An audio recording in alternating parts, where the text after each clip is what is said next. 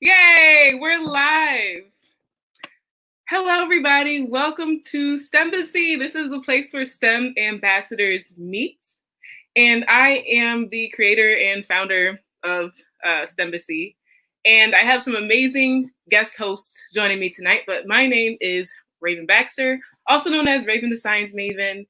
And this is a live science, technology, engineering, math, STEM talk show where we invite scientists, tech geniuses, brilliant engineers, and people in all of the STEM fields to come and join us to engage in gossiping about hot topics, right?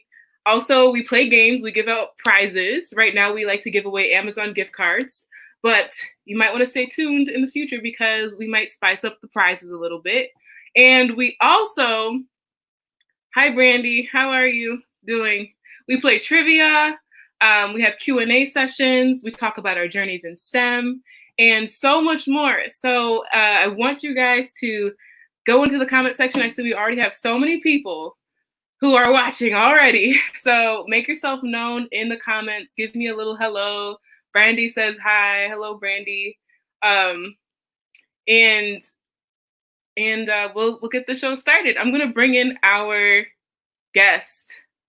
Well, not our guest. Our guests are Brandy's doing great. Our guest will be coming in last, but I'm going to bring in our regular host.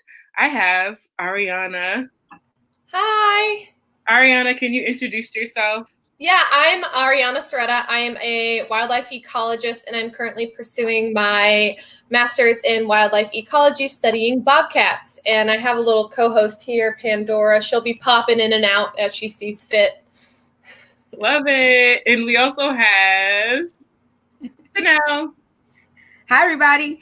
I am Dr. Chanel Tolson. I am a biologist by trade. I currently work in human health and toxicology, and I want to be Lawrence Fishburne in Contagion when I grow up. I love it. We also have Jay.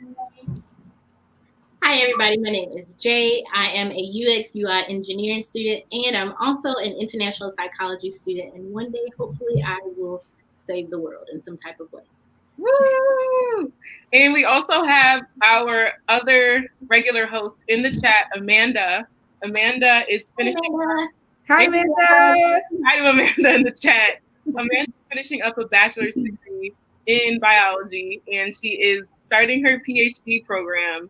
So we're all really excited for her. She's doing a great job. All of our hosts on STEMbassy work really hard to bring the show together and to make it a success every week. So please just know that we have a lot of heavy hitters tonight, including our guest hosts. Oh my God, you guys are going to be so excited to hear from them because they truly are unique talents.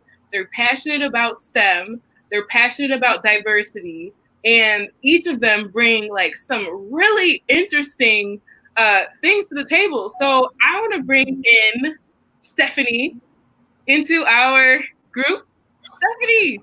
Hey, thanks for having me. I'm so excited. I'm so excited too.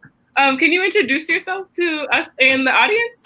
Yes, so my name is Stephanie. I am a fifth-year graduate student in chemistry and science communication.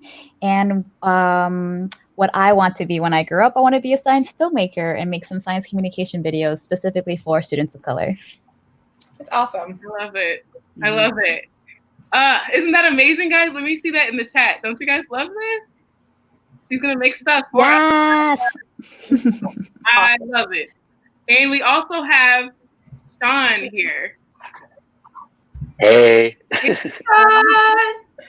Hey, so I'm doing a PhD in biology at McMaster University in Canada.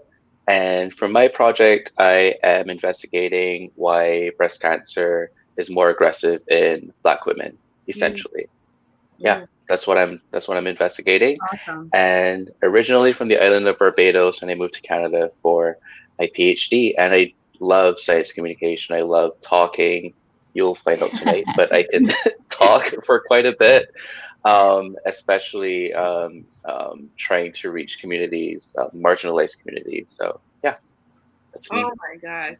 See, guys, I told you we have like some amazing talent in the house today, and I cannot wait to dig into more of their stories. So, what we've been doing over the past few weeks is sharing our journeys into STEM, and our journeys have been so long and so different, and we haven't really been able to squeeze all of our journeys into one.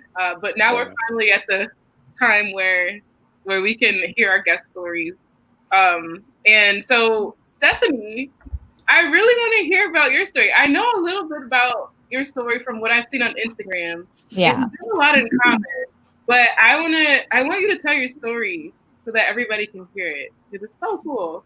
Yeah, it's not linear. I don't think anyone's ever is really. So I started my science journey, I think through the process of elimination from like high school. I was just like, wasn't good at physics, I'm not good at history. So like maybe, like a chemistry, enjoyed chemistry. So I'm just going to stick there with that. So I went to community college first. I did community college for 2 years because there was a direct connect program to a 4-year university in my home state.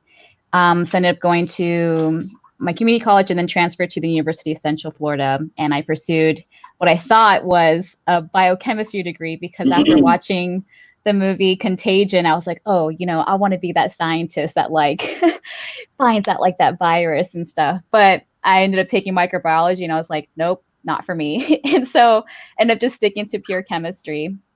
And so I graduated with my chemistry degree from my undergraduate. And through my undergraduate journey, I was in a program called McNair Scholars Program, and they essentially prepare students from first generation, low income, and underrepresented students to kind of go into graduate school. And so I am the first person in my family to pursue like a higher education, and it helped me or kind of groomed me to go into graduate school. So I ended up going into Vanderbilt University's chemistry PhD program.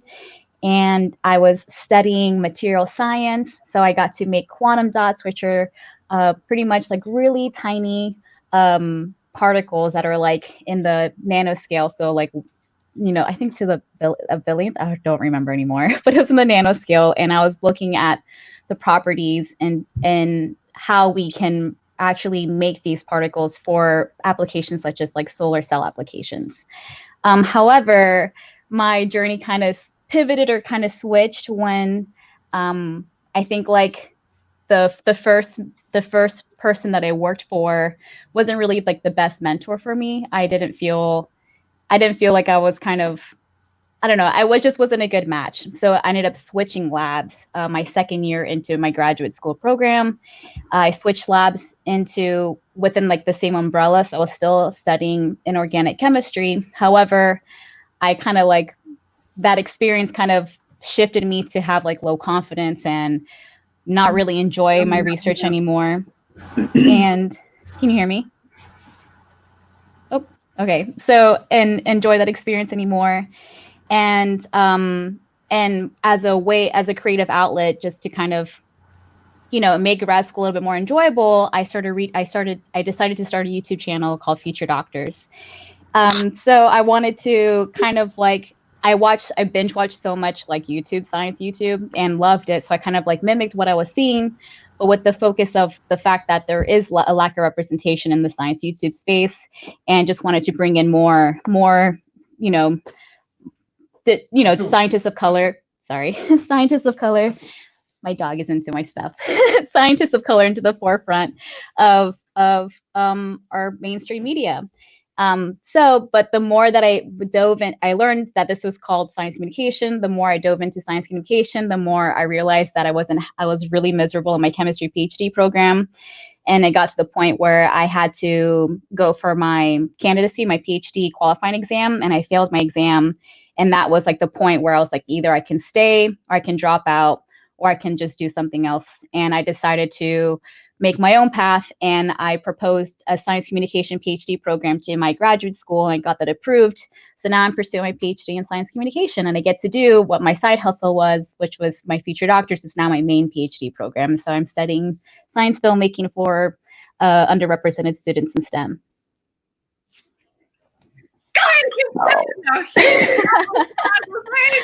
Yes. Sorry, I felt like that was like so long-winded. I was like, okay, I got it. It was not. No. No, this is amazing. Oh my gosh.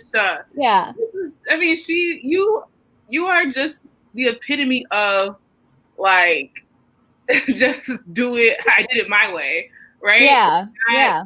Not really like, and this is why I hate when I advise students and when I teach, especially at the college level. I always tell my students like not to use the word pathway, because path means that there's like this one, like there's stepping stones and one goes in front of the other, and then you have to step on all the stepping stones to get to the end. And that's not really like how I want people to think about getting from one place in their career to the other. Like, I encourage students to, don't even step on the stepping stones. I want you to hop into the grass, roll around in the mud, you know what I'm saying? Like, do some cartwheels and like do all that on your way to your goal, because you might find that you're not really interested in taking that original route. And I think there's so much growth that occurs when you don't follow a path. You just do your own thing. Oh man, see, we have all these people. There's some questions for you, by the way, in the chat. So someone, you guys are amazing additions according to our audience, of course. But a question is, are you the only one in that program? And what are the classes like?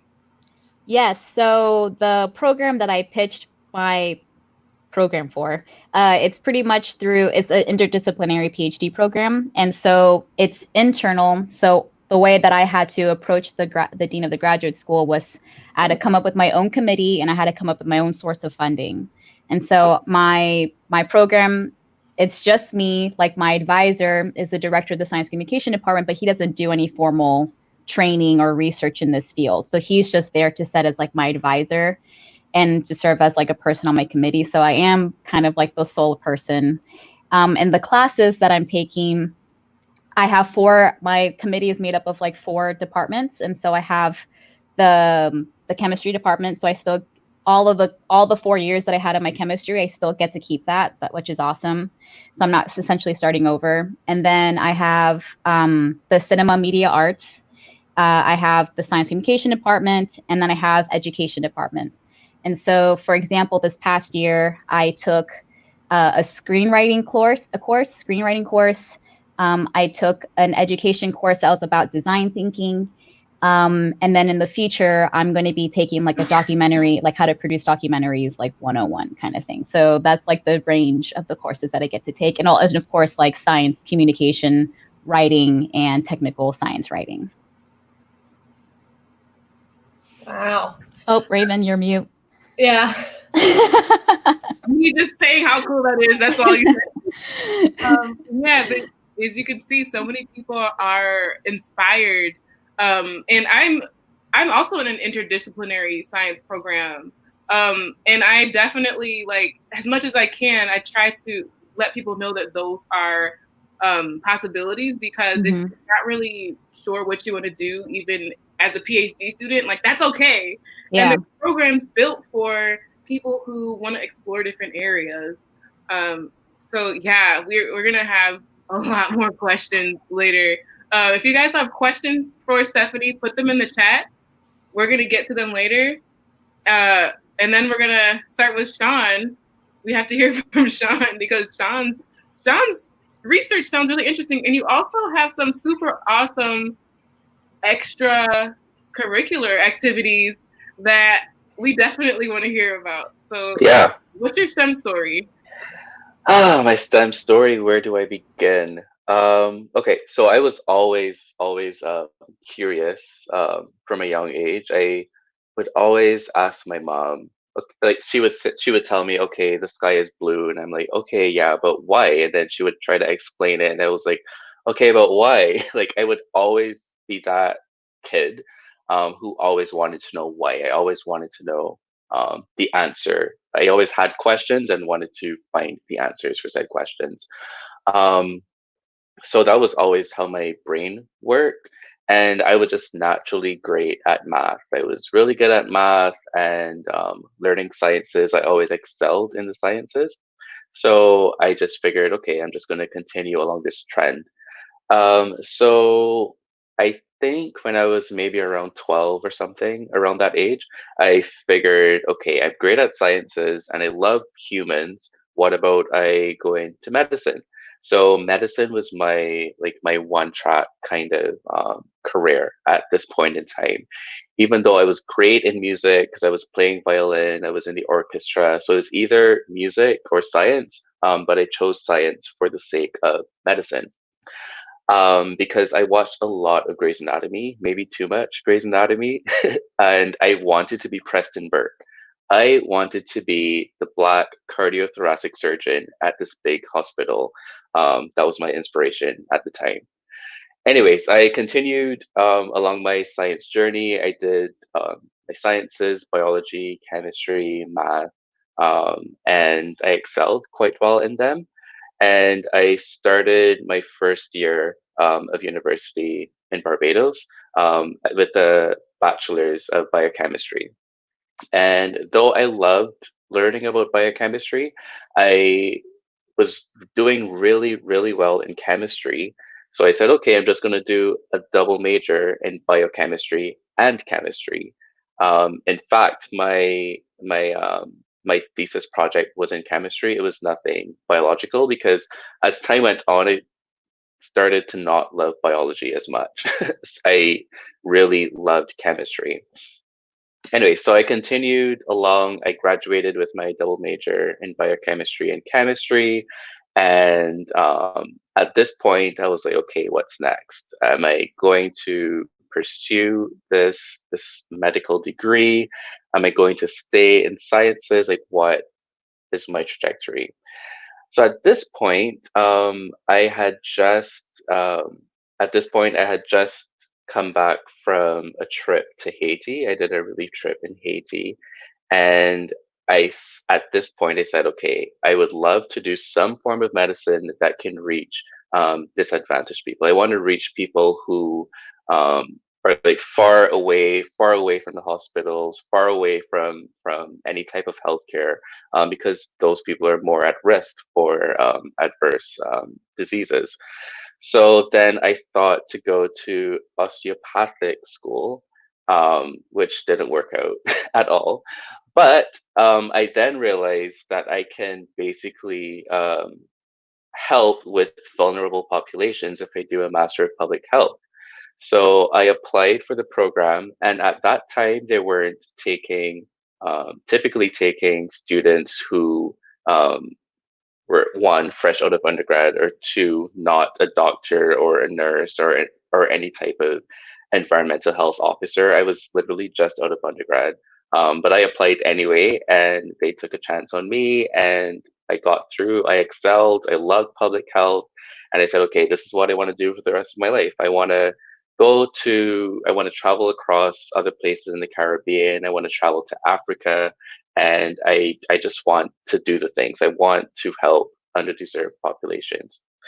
So I'm doing my thing after my master's. I working as a research assistant in Barbados at this time still, and I am investigating social determinants of health. So social economic status and all of these other factors and how they have adverse health outcomes on the Caribbean population, but specifically chronic diseases. So I was looking at prostate cancer, breast cancer, some respiratory diseases, as well as depression and mental health. So that's what I was doing at the time. And it's a very long story of how I got here. But in short, I was um, I met my supervisor, my current supervisor now. We were um, in the same place at the same time, very randomly. It was very random, and we met and we had a conversation, and it was supposed to be a conversation about giving me advice on what to do with my career, like what programs I could apply for, etc. Because at this time I was toying with the idea of doing a PhD, but it wasn't fully solidified in my mind. And essentially that conversation led me to applying for the PhD program in biology at McMaster. And it was mainly because remember I said at this point I hated biology. I did not want anything to do with biology. But the project was really cool in that it was really tying public health with hardcore science, which was so mind-blowingly interesting to me because I found, yes, public health was cool, but it wasn't fully stimulating my curiosity at the time. But then hardcore science was just too much. So then this merger of interests really sparked my interest. And she did mention that I might have the opportunity to travel to Nigeria for my research and travel to Barbados as well. And I said, okay, yeah, 100%, sign me up. I am going to start this PhD. So yeah, that's my journey in a very summarized version. And so far, to give you a little more detail about the project, essentially there are different types of breast cancer, and the most aggressive form of breast cancer at the moment. The reason why it's more aggressive is because it has a high propensity to spread to other organs from the breast, so it's more likely to spread to the brain or the liver or the lungs. And there are no targeted treatments for this type of breast cancer. And sadly, there's a higher prevalence of that in Black women and Hispanic women in the US and in the UK as well. And I am basically interested in finding out why that is. So I traveled to Nigeria and I collected breast cancer samples there, interacted with the physicians there as well, and also to Barbados and Jamaica. And that's how I am trying to answer that question. But even along my journey, my science journey, as you can tell by now, I'm just talking and talking and talking. I I love to talk and I love to share ideas. I love to share science ideas. So I started volunteering with this group in Canada called Let's Talk Science, and we essentially go into different schools across our communities, and we do fun science experiments with children, and we explain the concepts about science with them. So that was my first kind of exposure to SciComm. And then I started sharing about that on my Instagram, and then I realized there are a bunch of people on Instagram who do this. What? So then I just started doing this on Instagram, and then I was connected with really, really, really great friends. I actually know Raven through Psychom Networks and Stephanie. I followed you maybe around the time that you started your whole Psychom journey, because I was going through comps. I think I had just done comps right before, or you had just, I can't remember, but it was around the same time of me doing my candidacy exam and how stressful it was. And yeah, I remember following your story and how inspiring that was. So it's really good to be here in this moment to be talking with you about that. So and then as I said, I met really cool friends, Science Sam and Geeth, and we co-founded and co-produced Science is a Drag, where we essentially it was the first ever in Canada that we know of, and we had scientists from queer communities dress in a way that was affirming to them and talked about their science as well. So the very first one, I made my debut as a drag queen, my first time in drag. And yeah, was in drag. I did a number, a lip sync to Rihanna because I love her so much. We went to high school together actually in Barbados. And I did a number to Umbrella and then talked about my science still in full drag. And that was the format for the entire show. And it was really well received. So yeah, that's my spiel. Okay. You guys are so cool. What? Oh my gosh. Okay, I'm gonna talk my head off just gushing about both of you. I'm gonna go right to Well, first of all, do our hosts have any comments? Because I was going to read the comments in the comment section. Do you guys have? You guys are so cool. Yes, you guys are amazing. But I have one specific question for Sean. So I know on my end, the psychology side, data when it comes to disparity is always skewed because we don't look at non-white communities the same way as we do white communities when it comes to the accurate data. Do you find that in your research as well when it comes to breast cancer samples or depression, anything that comes to that?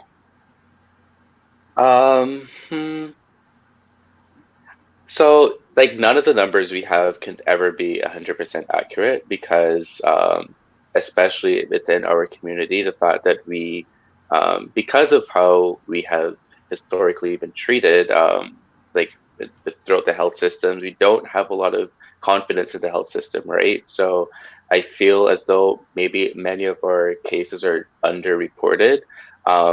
But even with that, we are seeing a higher mortality within our community for breast cancer, higher mortality, even though there's a higher incidence of breast cancer in white women. So that alone speaks for itself. Even if we are underreporting and we still see this huge disparity, that is alarming. Mm-hmm. Yeah. Thank you. Yeah. I have thousands of other questions, but I'm not going to ask them. I have a question. So you guys are both doing PhDs now. What do you hope to do after you finish your PhDs? Always a loaded question. Yeah. I guess for me, like the biggest dream that I have would be to like have a media, like a science communication media production company. Like I think that's what I started doing, like pitch competitions within my school to try to get like some funding and like learn about entrepreneurship. It's like you kind of have to have like the hustler's mentality to kind of like go through entrepreneurship by yourself. And I'm like wavering between like really wanting to go full force, but also that being scary, and then also like having a love-hate relationship with academia, because with academia, I have the flexibility where I can still teach, I can still, travel for conferences. Maybe I can pitch feature doctors as like my broader impact kind of thing. And then if I like, you have to think about this, at least for me as like a woman, I have to like, well, if I want to have a family, it's like the luxury of kind of having more flexibility. But if I'm an entrepreneur, I still have full flexibility, but that's like, you're always working 24/7 with that. And so those are like my two options at the point. So sorry, my dog is playing in the background. But that's like, yeah, those are like my two goals on the table for right now. That's awesome. Thank you. Yeah. Yeah, for me, I think I'm leaning more towards academia, but I'm wrestling a lot with that because of just how academia is in general. Yeah, but you do have a lot of autonomy, and you do get to train and mentor young, bright minds, the future of tomorrow. Like that is just so, like the thought of it is so exhilarating. But I don't want to be applying for grants. Like that's, I think, my main apprehension. I don't want to be applying for grants. And I could honestly care less about me looking different because I will always stand out wherever I go. So at first I was some kind of apprehension, like, oh, Sean, you're very different from everyone else in academia, but I don't care right now anymore. Right now, it's really about writing grants. It's too competitive, and people in academia are so cutthroat, um, generally speaking, and I don't want to be a part of that. But I'm leaning more towards an academic position right now. Yeah, I totally agree with both of you on that. Especially, I mean, on many levels. Especially Stephanie's thing about, oh my God, like I got to be a whole hustler to get this thing off the ground the way I know it can get off the ground, and that's stressful. But also, it's like, but there's an easy route to this that might not be as I guess maybe not as lucrative, if I'm just in academia. And then it's like, but I don't like academia because academia traumatized pretty much all of us, whether it be a lot or a little bit. And I recently had a really, everybody's like, a lot. Is a lot of bit a word? A lot of bit. A lot of it? Yeah. A lot of it. But I had this conversation with somebody recently, and she was saying that we have to. She said that we have to go back into academia. And I was like, girl, what you talking about? I don't gotta go back in there. But then when she explained it, she was like, well, you remember one of the reasons why you had that trauma was because you didn't have support and because there was a cycle going on, and you need to get back in there to break the cycle. And she basically told me, like, if we really want to serve the next generation, even if we go into academia part-time, yeah, if we can just be in the classroom and be there for somebody in academia, then we're doing our part. And I took a few days to marinate on that because I was still like, girl, I don't know what you're talking about. I ain't going back in there, but I think like I'm leaning more towards I definitely need to have at least a part-time position in academia. I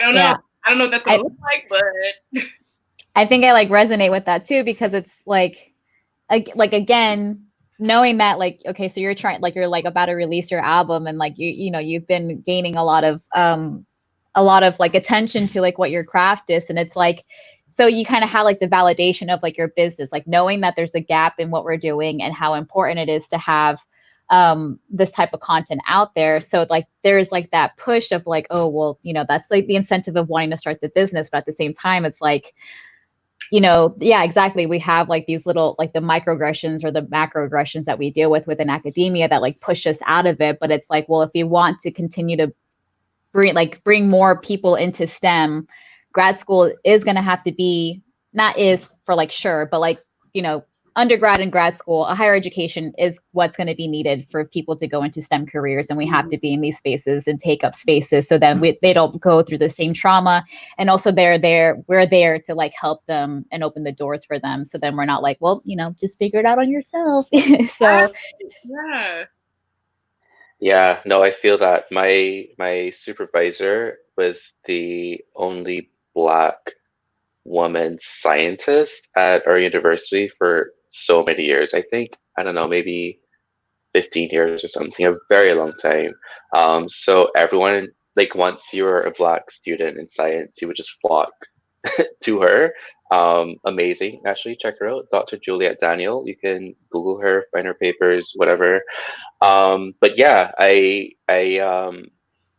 that's why that's what's driving me to want to be in academia, so that I can also be a mentor to other students who look like me, or who identify with me. Yeah. Yeah. I'm really glad. I'm really glad that you guys are here. We have some cool questions in the chat. Mm-hmm. Okay, hold on. Okay, the chat. Comments. So many. Somebody said something about you not loving bio, which is really interesting. There's so few people that I run into that favor chemistry over biology, and I don't know. Is that the case? Do you guys have the same experience? I love biology.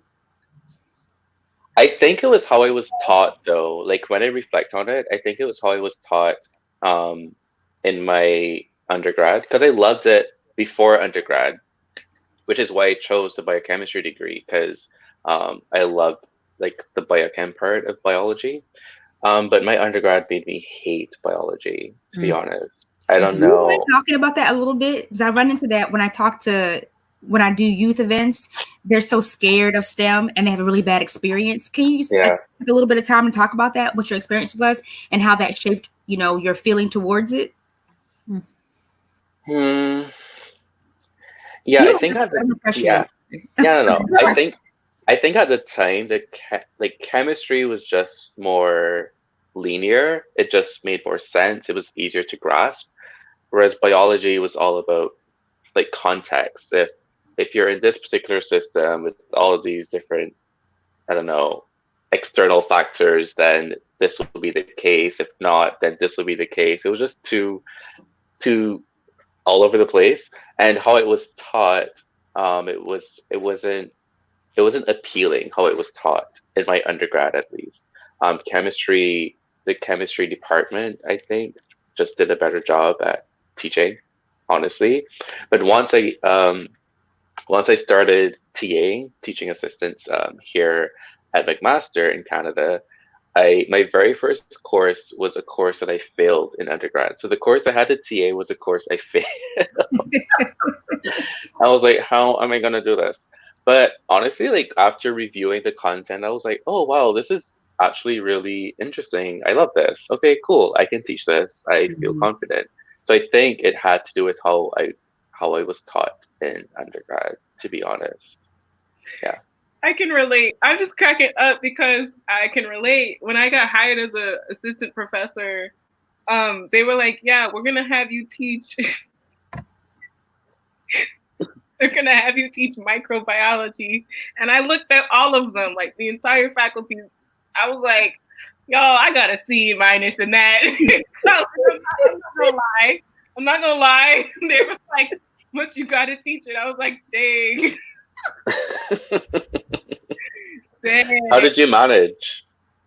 I really had to reteach myself everything. And the problem was I didn't have a great instructor who really cared about me.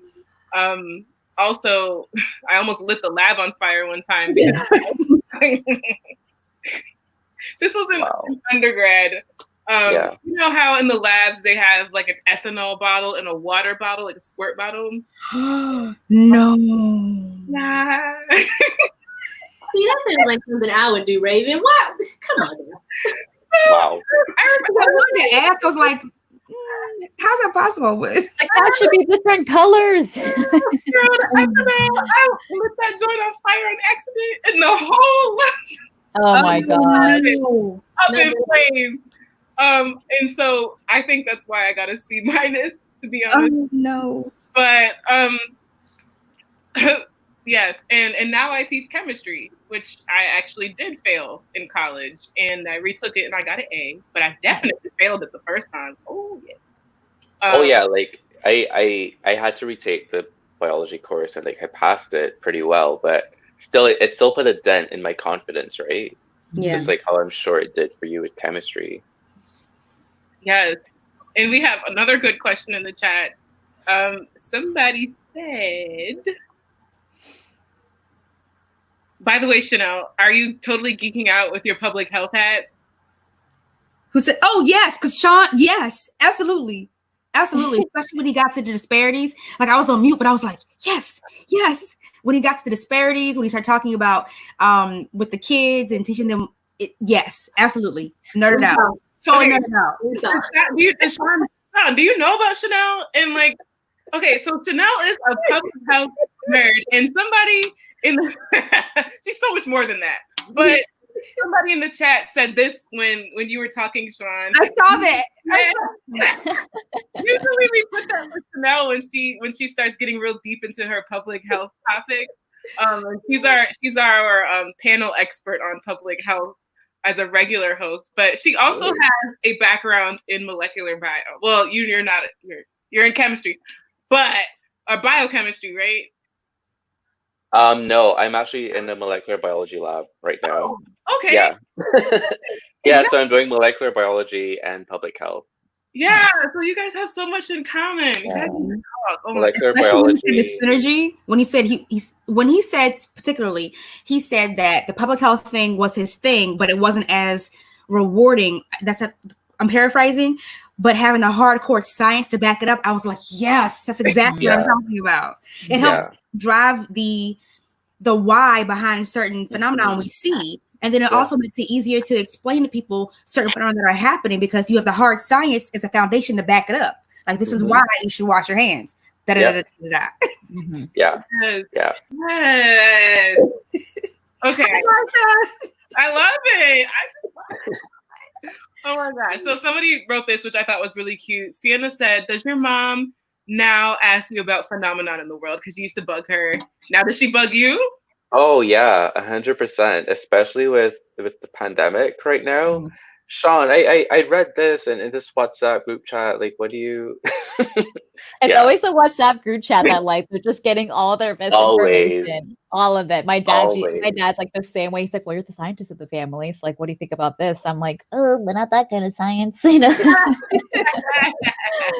Uh, Yeah, or of course, breast cancer questions. Anything with cancer. Yeah. mhm. You all are Mhm, inspiring our guests so much. mhm. So cool. Okay. Um, Oh, I okay. asked that. Oh yeah, okay.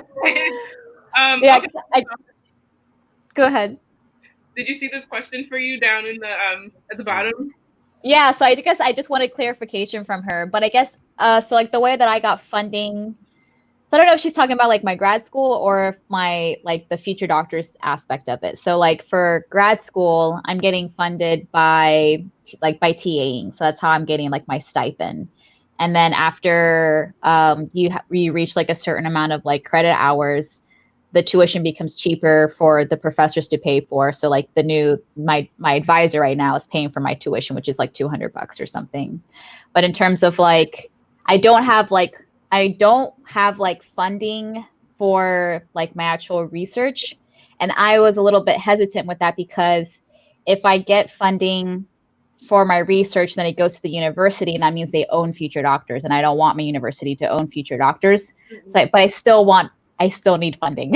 so, so it's like a weird thing. But I don't know. I was thinking about in the future once I start releasing videos to start like a Patreon. So that's a way like maybe outside individuals, organizations can like pay for me, or if I do go the entrepreneurship route, then like finding clients that I can make videos for, and like that will be the way that I can like generate revenue for future doctors. But like I'm on that like fence of like not wanting to apply for grants, but then not wanting my university to own my stuff. Yes. Mm-hmm. We can chat about how to get funded to make video content. Please, I need help. I'm sure you already know most of the things that I have to share, though. But it's good to know. It's good to know what people need, so we can make the good connections. Mhm. Somebody said, "Oh my gosh, people love you." Ah! Okay, what is one of the most impactful ways that your love for science was nurtured? I love that question. Thank That's a you. great question. That is. Hmm. Do you want to I go have first, Stephanie? Sure.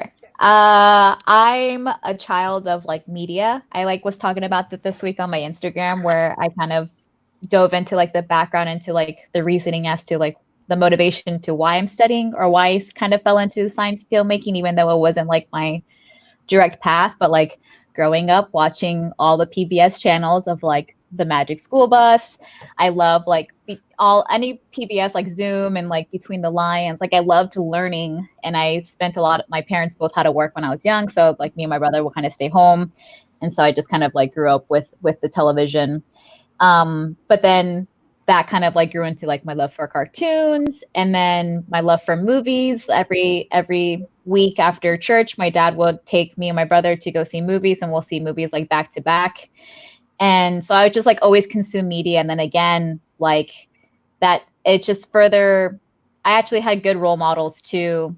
In my high school, my chemistry professor was actually like really cool and like really encouraging with my research. And that kind of like boosted my confidence, like, oh, I can do this. But then again, like what you guys are saying, like once you get into undergrad and you kind of like fail those courses, you're like, oh, maybe this isn't for me.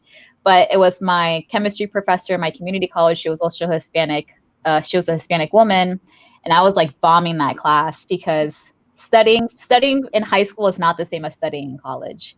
and so I actually started going to her office hours and started making a connection with her. And I actually like tried hard, and that like made me like and appreciate the work that she put into her teaching us, and also like me actually enjoying the lab work.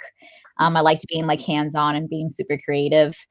And so I think and then that further, and then my undergraduate mentor also, he was like a tough love kind of guy, like really pushed me as a scientist to like really think about my problems and really be professional and really like, I don't know, just be on point with all the research that I had. And so it's just So like a lot of media and then really good mentors that kind of helped shape my love for science.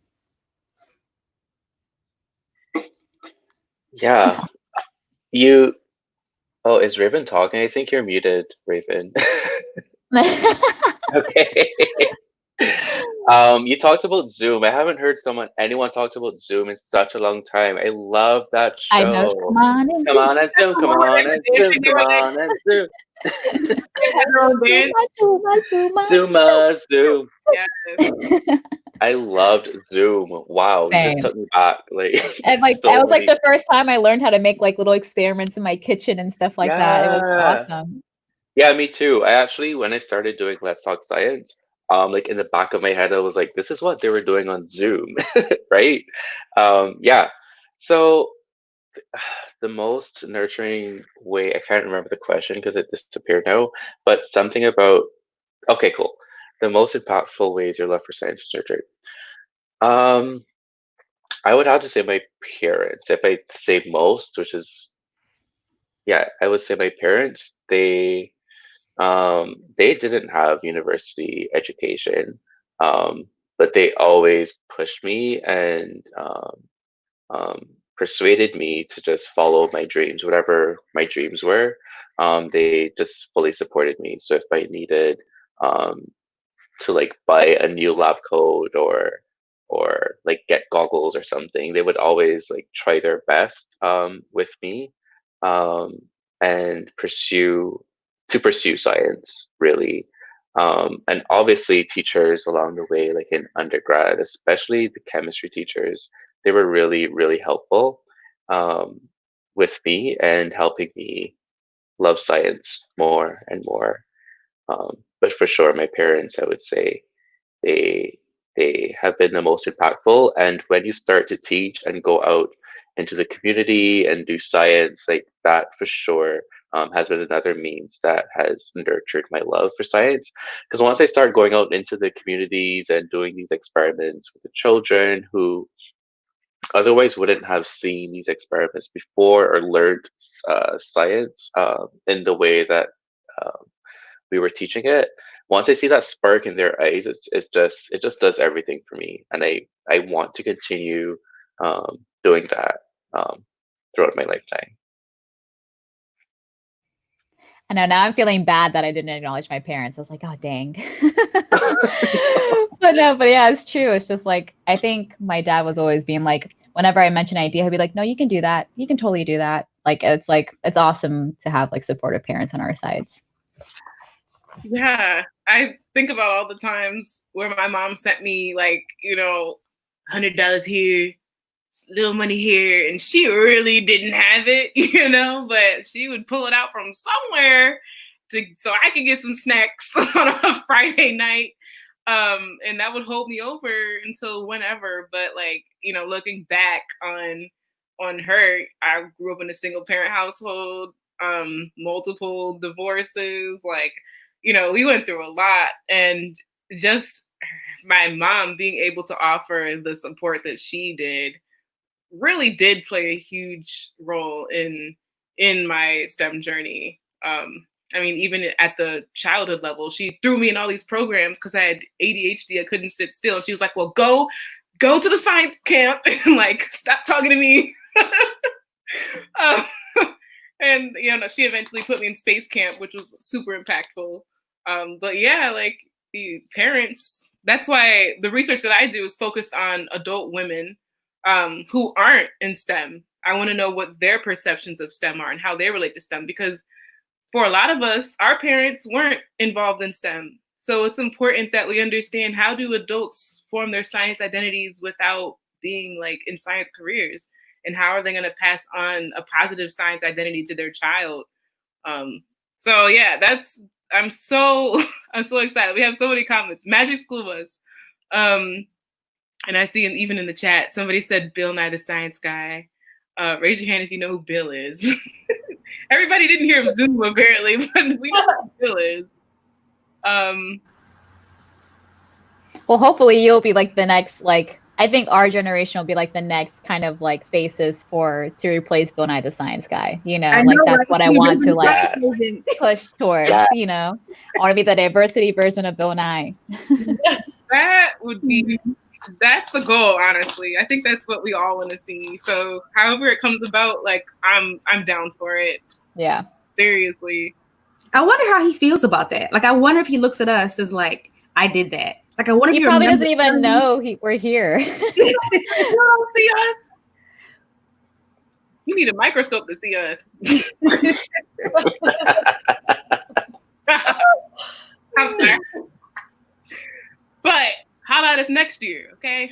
Period. I know, right? Next year. He might just need a magnifying glass. Okay, I'm done. Oh my gosh. Hey, Bill, if you're watching, hey, Bill. Yeah, Bill, we love you, boo, boo. We grew up on you, sir.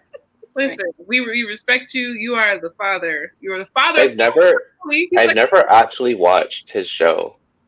What? Never. I just know he exists.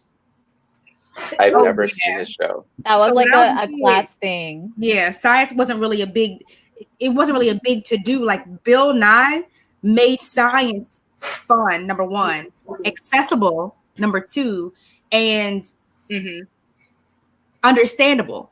Yeah. Like on his shows, like when he talks about science, he's not like the extracellular matrix. He's not like, it's kind of boring. Yeah, it's really. I think a lot of people in my generation, huh? You say extracellular matrix.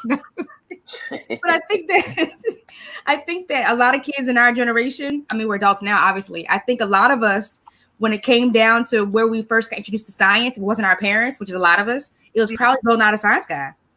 It was Zoom. It was Zoom for me, or Discovery Channel, like Mythbusters, or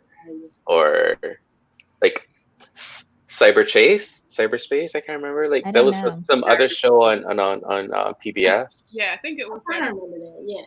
Yeah. Anyways, I learned through those, but I never saw. I don't know if it's because I like live in Barbados and I just didn't get the show.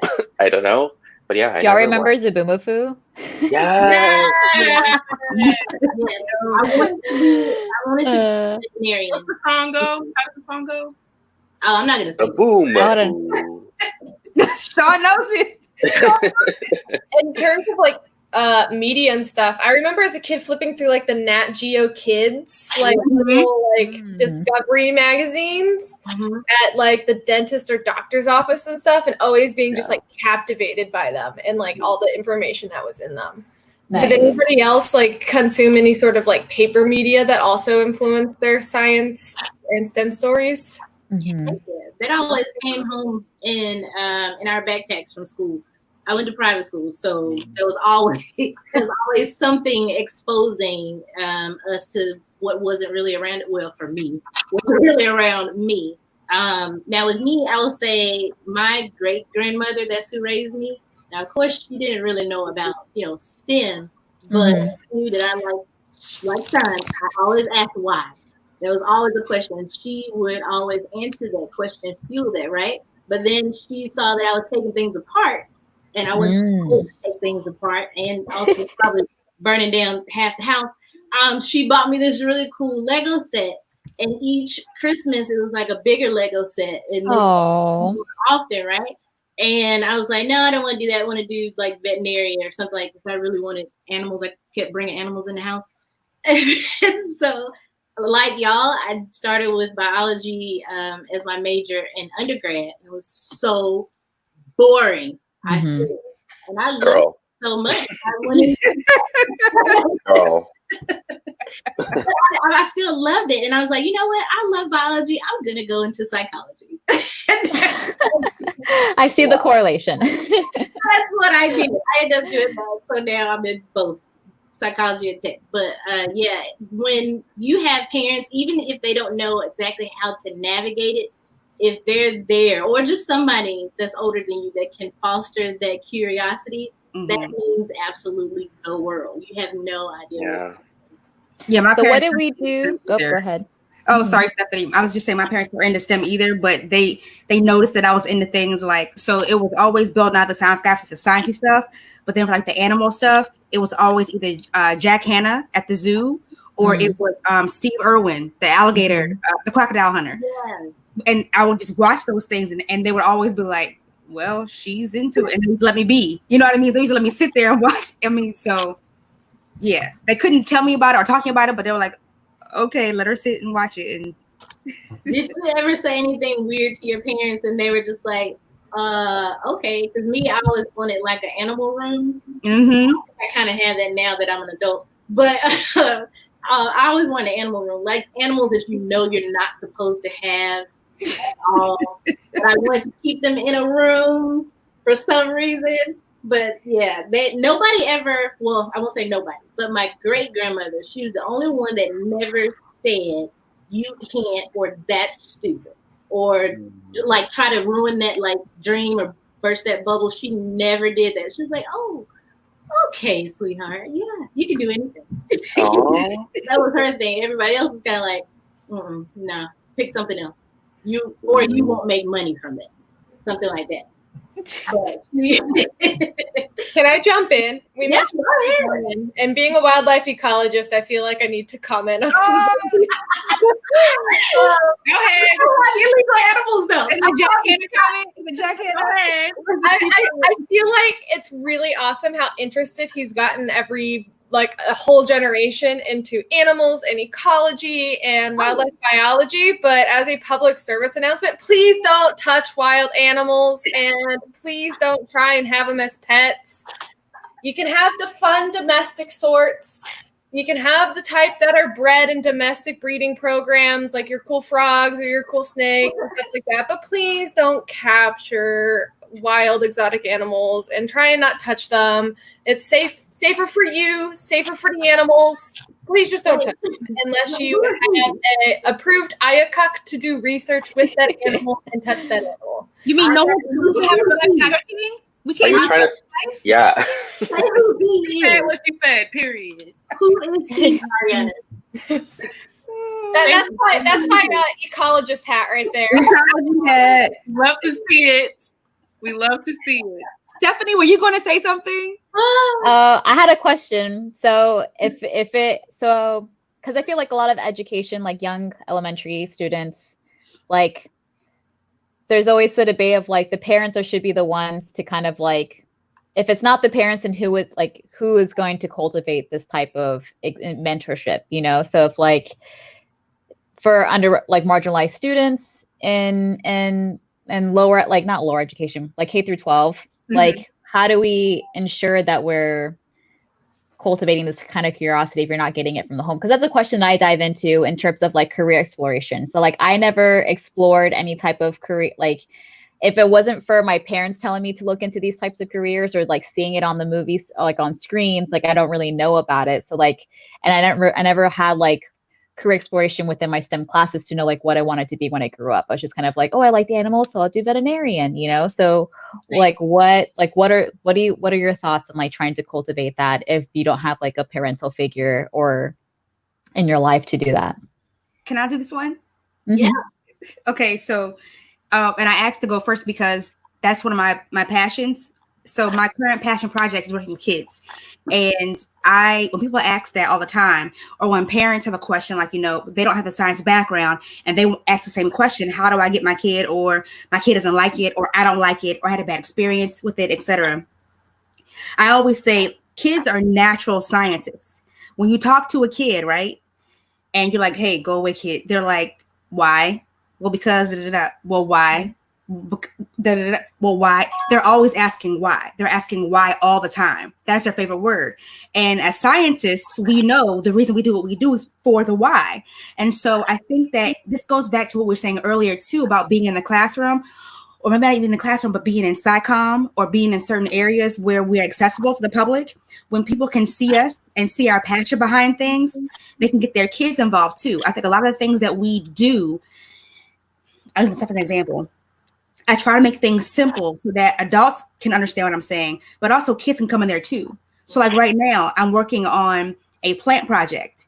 But the way that I'm doing it for kids is with guided inquiry, and we're going to pull in some things like photosynthesis, pull in things like sunlight and water, what that means, maybe trying to put your plants under different circumstances, different outcomes, what's going to happen. So there's different ways to get kids involved in science because they're already inquisitive in the first place. I think the key is once you understand your child is asking a question, how do you get them to answer their own question without giving the answer? And that's how you work in the science process. Get them to answer it without giving them the answer. Or do problem-based learning. If they have a question and they want the answer, or maybe you give them a problem and have them solve it, there's different ways to do it. I think that it just goes back to us being available and having to be able to see us or see other people, put them in front of other people that have the know-with-all or the wherewithal, and then kind of just, scoot them there. Put them in front of Bill Nye the Science Guy. No, you're exactly right. We live in a knowledge based society, right? We can literally Google anything on any phone, tablet at any time, right? And so with my kids, you're right. They do have a lot of whys. Why, and more than me because I was the only child. But so instead of just telling them the answer, because at this moment I don't really want to talk, let's find out. Okay, for me, my great grandmother, she would say, okay, well, go get the dictionary or go get the encyclopedia. Remember that? Because the guy just came to the house and she just bought this $100 worth of 12 sections or whatever the case may be, right? So everything, is on their tablet. Instead of just going there, why don't we figure it out ourselves? Especially now, it's not like we're going anywhere. And we actually started their project. I'm going to take pictures and put them up. So they're really excited about that. Yay! That's awesome. Everything's a TV guy, Savage Scientist, TV guy. Yeah. Everybody, it's a competition. So everybody thinks, or they're trying to figure out whose plant's going to grow faster. We'll see. Yep. But when you're more than one child in the house, make it a competition. Or, if you want to make it into a project, have them look up the answer. If they have computer accessibility, have them look it up and have them then come back and report to you. So then now they feel important because now they're teaching you a concept. Exactly. Make it fun for them. Make it a challenge, or make it so that they think that they're leading the challenge. You know what I mean? That's exactly right. That's exactly right. Well, but what about for kids who don't really have like a very involved parental figure? Sometimes we gotta step in. Sometimes, Yeah. You come in, Stephanie, with this meeting. Yeah, I know. That's what I'm hoping for. But I wonder what resources will be useful, because I feel like now. Okay, so Sean was saying earlier that we kind of have our Instagram science communication community. So we're all kind of in this what do you call it? When we're just kind of only to ourselves. Insularity. Bubble. And so it just kind of we're all doing our own things. How do we come together to create these resources, and what will be the most beneficial resources for the communities that we're trying to reach?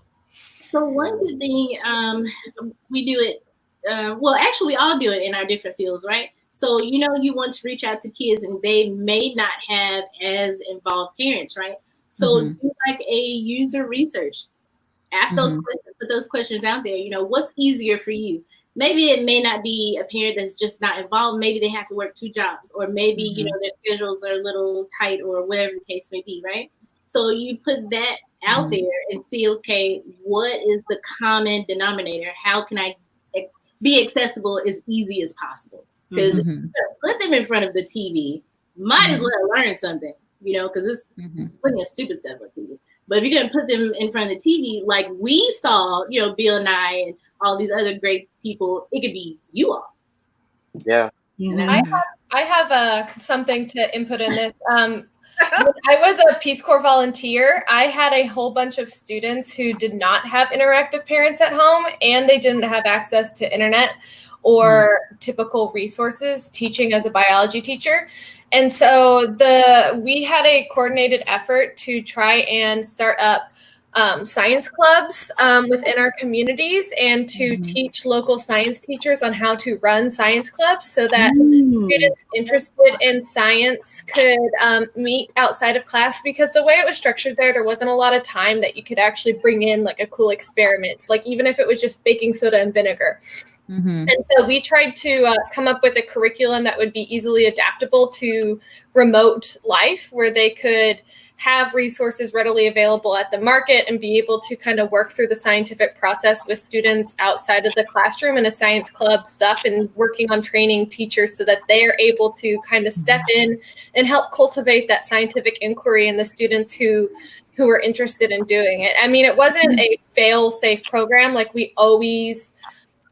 there were always students who weren't able to participate that maybe wanted to participate because they were having to take care of their family and having to babysit the younger siblings and situations like that. But I at least am thankful that we were able to reach some of the students that had that scientific curiosity and were not able to get it from their home life. And so I guess here in the US, we could maybe do the same thing and try and train and build that capacity so that teachers and other daycares, other places where after school programs, so that they can kind of run these different activities and stuff to help cultivate that experience when the children aren't necessarily in the household, you know, after we're done with isolation.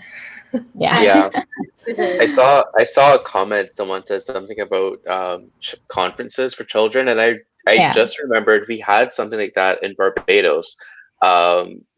Obviously every year we had some kind of like science project that mostly my parents did for me, but we had this Sci Expo thing where children like me would just go to this big, huge conference center, like a random Saturday afternoon, and it would have like all of these different companies and other children as well, like with their science research, like some kind of poster or some kind of cool like volcano setup thing, like baking soda, color, like food coloring, vinegar.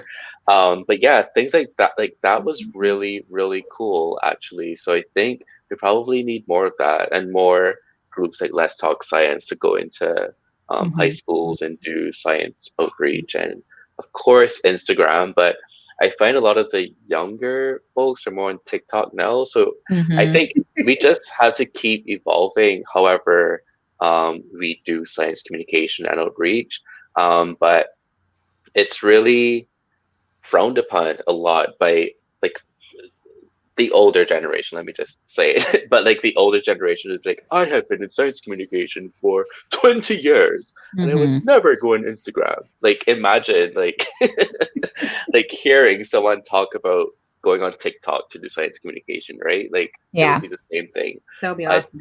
It's just having to adapt to the changes and reaching these groups with these changes. Yeah. Yeah. Thanks everyone for all your input. Yeah. Thank you, everyone. So we have to transition. I mean, I wish tonight was so interesting. Interesting. Yeah, we try to stay within our hour and a half, which is really hard, but we do it. So we're going to transition into our giveaway. Woo, everybody! Woo! Giveaway time! So we're gonna give away a $5 Amazon gift card. $5. $5 foot long. Yeah, girl. So a $5 foot-long Amazon gift card. Okay, so $5 to spend on Amazon.com. We have some rules, okay, prize giveaway guidelines here. If you won last week, you are not eligible to win this week. That is because we like to spread the love around, okay? Spread it around, okay? We can't just stand you under the love gravy and you just drink it all. Gravy. We want to slather it on the entire mashed potato. Oh my God. I love gravy. Someone is very hungry. I'm really hungry. Okay, so you know what the deal is. The game doesn't start until I say so. So if you already know what's happening, don't even think about putting the answer in the chat yet. Okay? You're going to get disqualified. All right. So I'm going to explain it. I'm going to explain this. Mashed potatoes of science.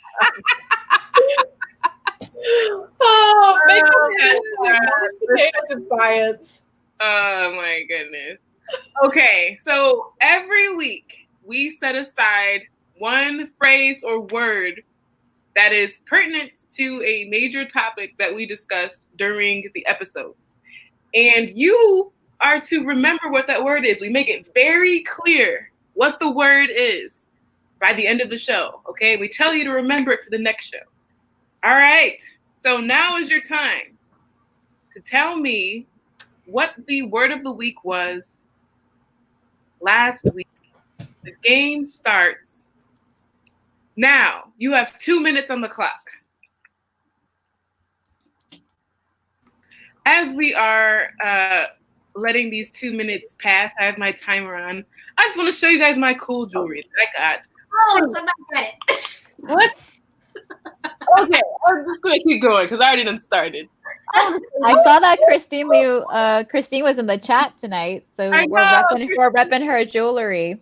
I never take off my science necklace. Yes. Oh my God. Wait, you got it. Can you get up and show it? Okay, so this necklace says scientist. I don't know if you guys can read that. It's so cute. It says scientist, and I got it. Christine was kind enough to sponsor me, and she sent this. I'm gonna put her. Christine from Two Photon? Yeah. And I'm putting her information here so you guys know where to go to get it. Oh my gosh, did I just break the computer? That's some yes. On my lab coat. Two Photon Art. Okay. Is it there? I bought almost 50 or so pins from her for a science communication conference that I hosted earlier in March.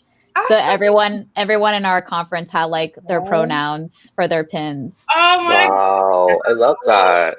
That is so cool. Oh, okay. And then I love her stuff. These are some of her pins as well. And I'm actually doing, hold on. Let me just not talk too fast here. I want you to see the pins. Boom. So we got a brown hand holding a I have that pin on my phone. Okay. We don't see that too often. I want you guys to is it amazing? Marinate in it. Yeah. Microscope. We have a dopamine. I'm guessing this is dopamine serotonin, but it's a yin yang. Mm-hmm. And we have here a CRISPR-Cas9 situation. We have a T4 bacteriophage, and then I like this because it looks like it's from it's. Oh, I want a T4. Yeah, closer. Some cool things on there. That's the timer. Boom. Oh, okay. Time's up. So I just did my commercial for Two Photon. But I want you guys to check. Oh, word from our sponsors. I know.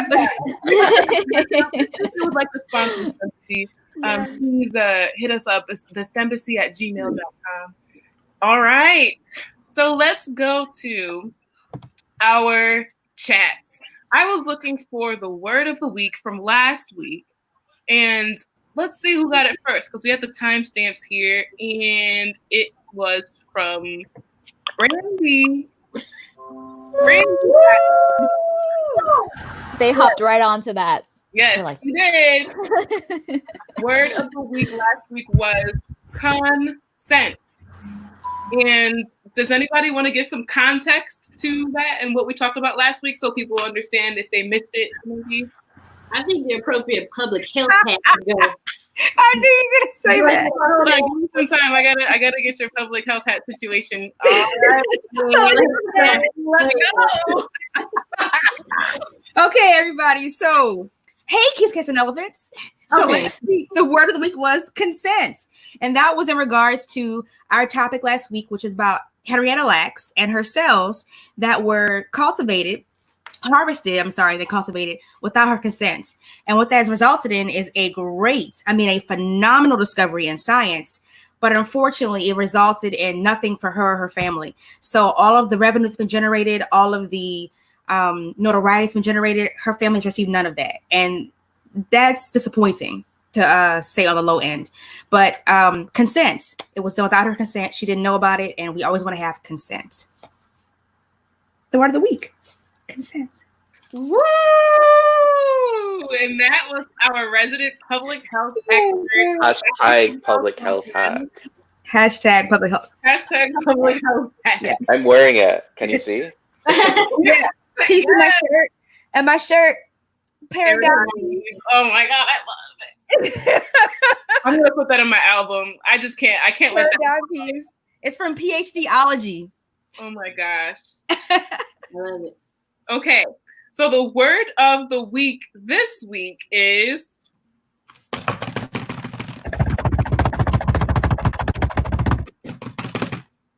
outreach.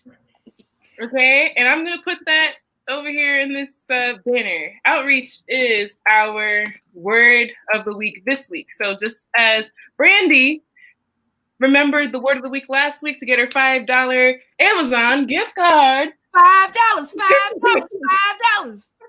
You're going to remember the word outreach. Brandy, you're not going to be eligible next week, but I know you come every week. You're a loyal supporter of STEMbassy. We appreciate you. You're going to get the gift card this week. Everybody else in the chat, get ready next week, okay? And as always, we know $5 is going to buy a lot, but it will take care of that tax. Yeah. Raven, show your pins. Pins? Yeah. Why? Just an example of what you can get on Amazon for $5. The writing pin. My pens. Yes. Estilo. You play. You got to accent my pins. Oh yeah, pins. I'm like, my pen? That's that Tennessee coming out. I can't help it. That's like when I go to I went to my grandmother's house one time and she was like, give me the sleepers. And I'm like, sleepers? She's talking about slippers, y'all. Oh. That's funny. The sleepers. My little sleepers. That's funny. Okay. Where's your grandma? Where's she from? This is my brother's grandmother. Is from Honduras. Okay, gotcha. I was like, sleepers?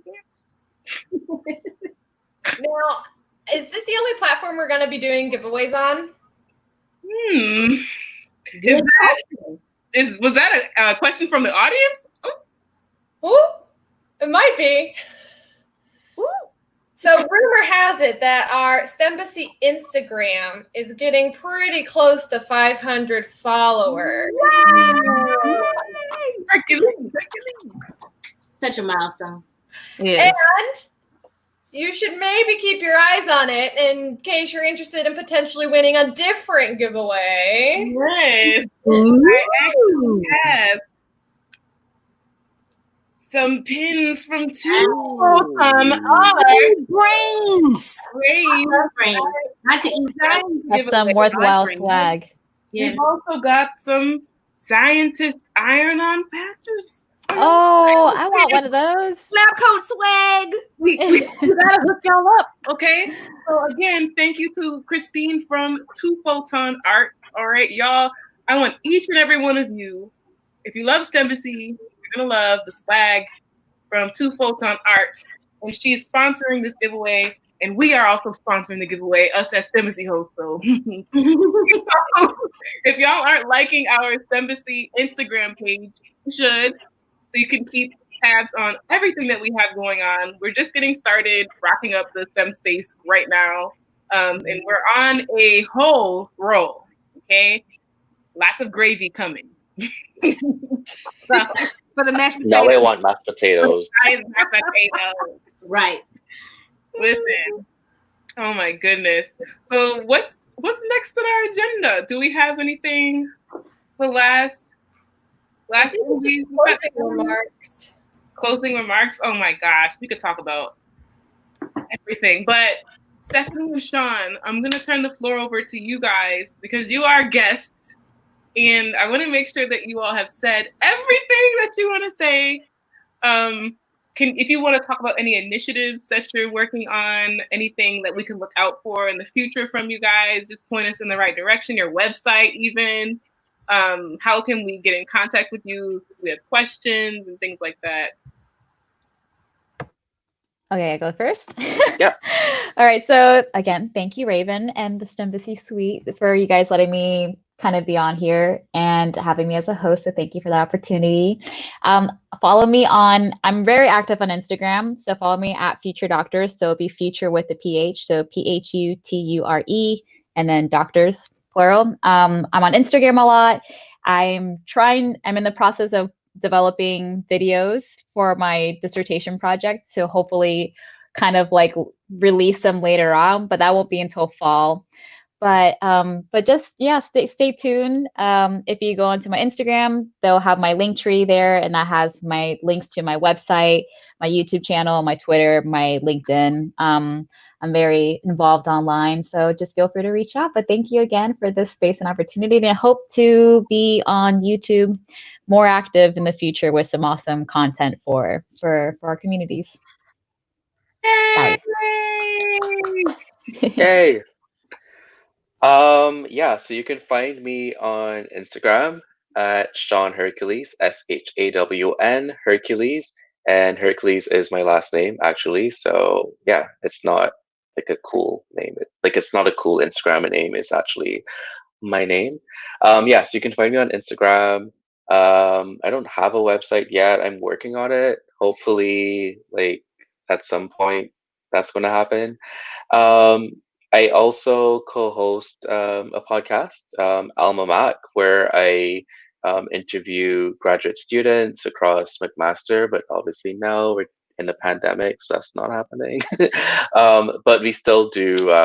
We still try to do our show via Instagram Live. So that's ALMA Mac MAC. So that's something that I'm also working on. And you can follow along all of the fun with Science is a Drag on Instagram as well. So Science is a Drag. That's it. You can find that on Instagram. And that's a few of the things that I can share with you. But honestly, thank you so much for having me on the STEMbassy. This was a lot of fun. I wanted to be on this from the time Raven put the call out. I was like, I need to be on this. But obviously it was really hard to find the time to, but hey, we're in pandemic. Let us enjoy as much time as we can right now, not having to leave, even though that's very hard to enjoy at the moment. But yeah. So thank you for having me, Raven, and hosts.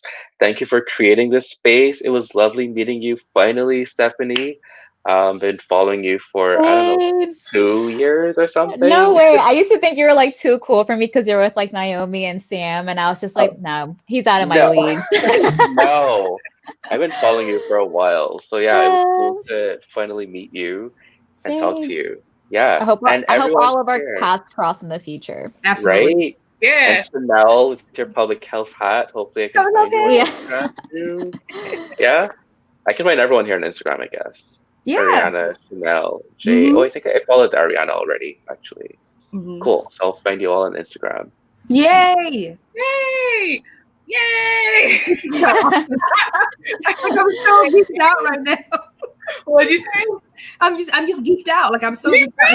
It's so awesome to still get excited about science, but then to meet people who are just as excited as you are. So it's like nerd times nerd. Like I love it. And honestly, like talking science with people who look like you is just amazing. So thank you, Raven, honestly, and co-host for creating this. This is an amazing outreach. Word for the next week, everyone listen. Amazing outreach. And so thank you. I know, I'm excited for what the future holds for you, Raven. And so just let me know if you need any help with your initiatives, and I'm here to support you. Yeah, I have a question for Stephanie. Can I ask Stephanie? Yeah. So when you remake Contagion and the movie and everything, can I play Lawrence Fishburne? I got you, girl. I'll put you in my casting list. Oh no! Like, Sean, it's got to be both of us. You have two of them. Sean and I can both play the Lawrence Fishburne. We're gonna tag team. Dude, that's like the ultimate dream to have, like, to be like a director for like a cool like science movie. I think that'll be. Yeah, I actually do love acting, so please cast me. I've acted before. Actually, the first time I went to LA was to walk the red carpet for this movie I acted in. Really? So, what a flex! Yeah. What a flex! So I enjoy acting. Please. I got you guys. I got you. And Raven, I love music as well. I don't know if you heard me talk about violin and all that. So let's talk this album. Let's do it. Don't we live like 45 minutes away from each other? Literally, we live so close. I can't believe it. Yeah, We live. I live on the border. Like Border Patrol is right there, like right there. So, Yeah, like from my house. you're like, all right. Yeah, from my house it's only 45 minutes. Sean, where are you? Like no cap. He's in Canada.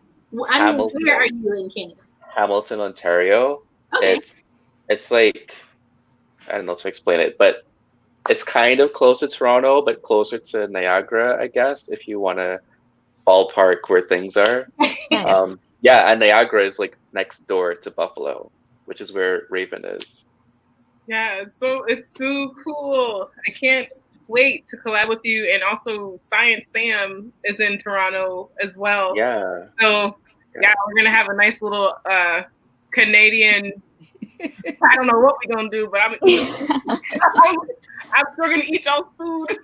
Yo, listen, not I heard, but like you can get 10 nuggets for $5 or something at McDonald's in America, something like that. You can't do that in Canada. It's more expensive in Canada. So I literally have planned Real food.